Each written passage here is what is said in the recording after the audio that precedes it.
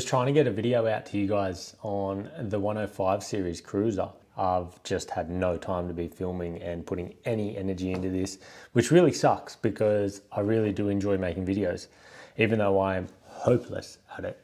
Anyway, I got some new mics. I thought it would help with a bit of audio. As I said, I'm a chippy and a builder. So anything with media, I'm really interested in. When I say media, I'm talking, cameras, drones, microphones, editing software and all that sort of stuff. It interests me. I am self-employed, so I do run my own company and that's in the building game. So the attention that needs and that I want to give that sort of outweighs all this stuff, but this is just a bit of a hobby for me. So anyway, as I said, I'm making a video now on the 105 series and sort of letting you guys know what happened to the 76 and why did I get rid of it, basically, to move to an older 105 series Land Cruiser. There's a good reason for it, so stick around. I've just sort of gone back through my albums, my computer, on my phone, anything on my Instagram, even older YouTube, just to get a bit more footage for this video, basically, of early days in the 76 series. And it really made me reflect on that car. It was a dream car of mine for a long, long time, being a V8 Land Cruiser. And the day that I was, able to afford one, and I got one in that colour, which is what I really wanted, before that colour got popular, really. I took my kids home from hospital in that car, It was a big part of our lives. For me, a car, it forms a personality, and it's just crazy to me that it has its faults. I think Jeremy Clarkson said something about that a while ago, and to give it human traits, anything human traits, it has to have its own faults, and every car has its own faults. You need to maintain it. It breaks down, it does this, it does that. So you form an attachment with it. I've realized now making this video how much of an attachment I actually had to the car.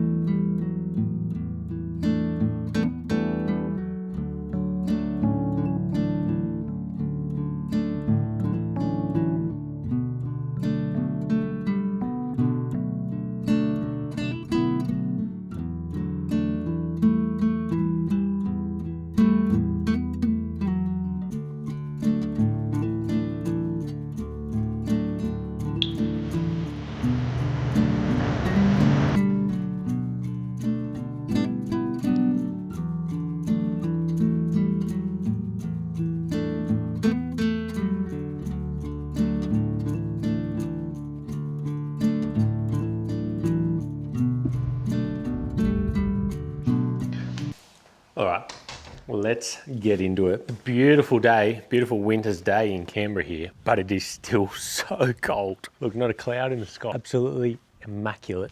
Oh, there's a couple clouds over there actually, but it's so cold. It is so cold. Anyway, let's get into it.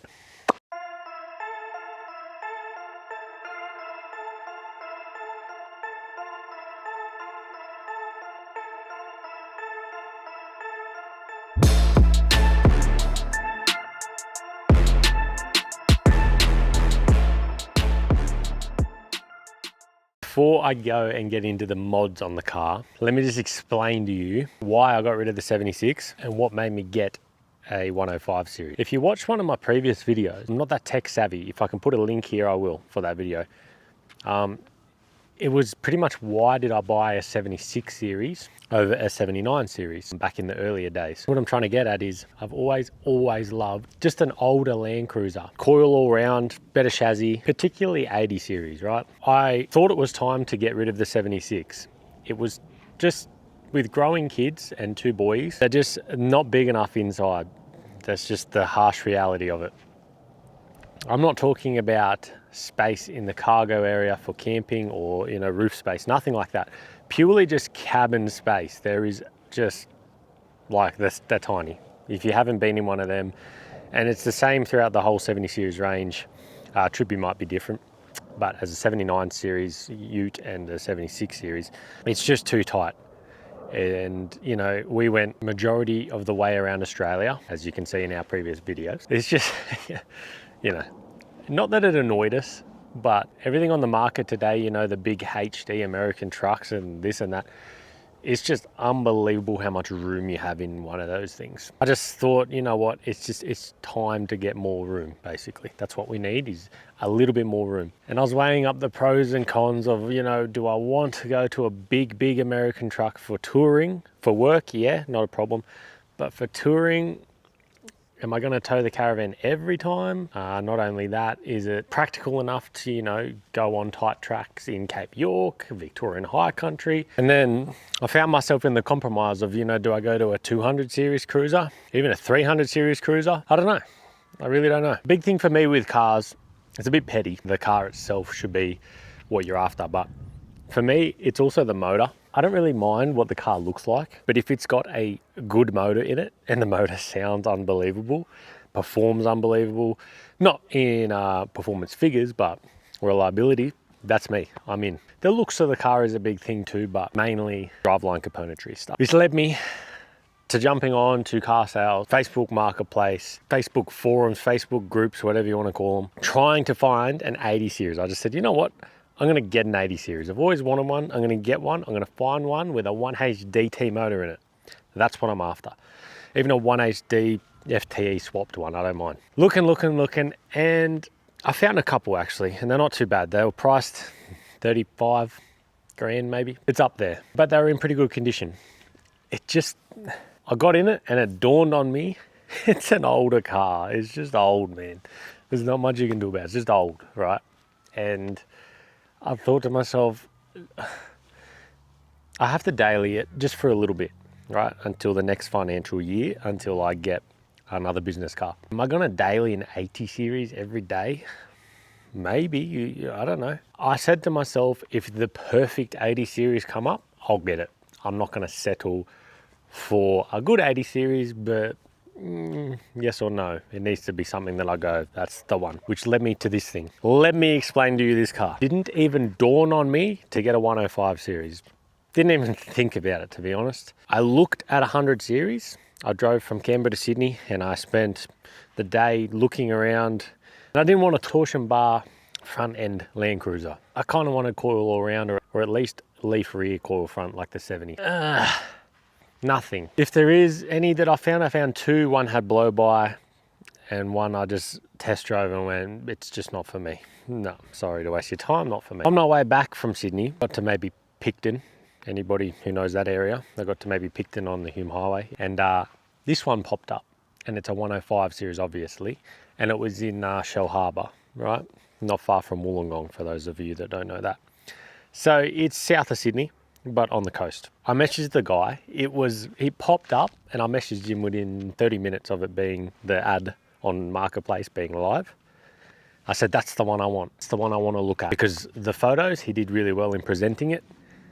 And all the information on the ad was just, he detailed it. Into Shellharbour quickly, had a look, and I bought it then and there. Couldn't drive it home that day because I was in one car. Wasn't really expecting to pick something up straight away.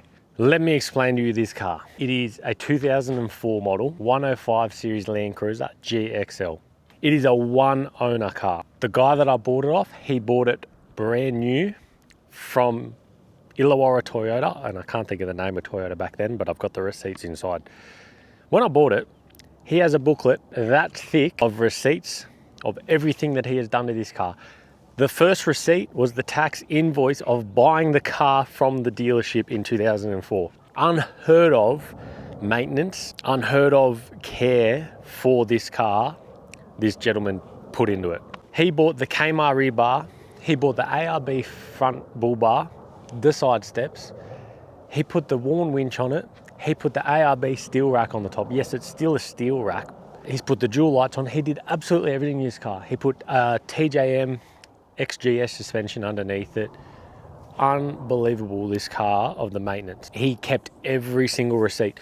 When I say he kept every single receipt, I'm not exaggerating. You know when you go to a mechanic, right? You get your car serviced and they stamp your service book.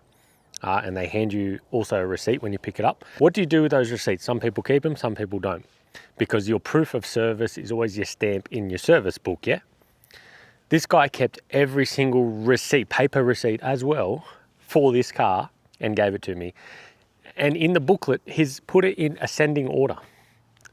From first service in I think it was 1,000 Ks, to 10,000 kilometre service, to 20,000 kilometre service, to 30, and he's put them in order, these receipts. The mechanics that worked on the car, they write mechanic notes. I'm sure a lot of them do.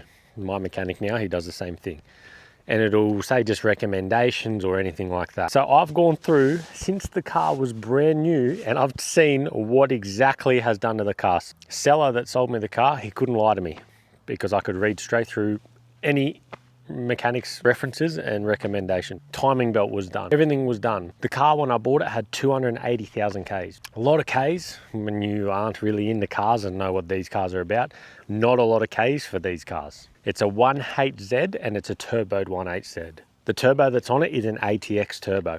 That's a bit of an old school turbo for these cars because he got that when it was about 20,000 Ks. That just comes as a kit. He's even got the receipt for the ATX turbo and the installation manual in the receipt book. It's got inside fitted sheepskin covers. For me, sheepskin, it ain't it. It just ain't it. I don't know why, it just ain't it for me.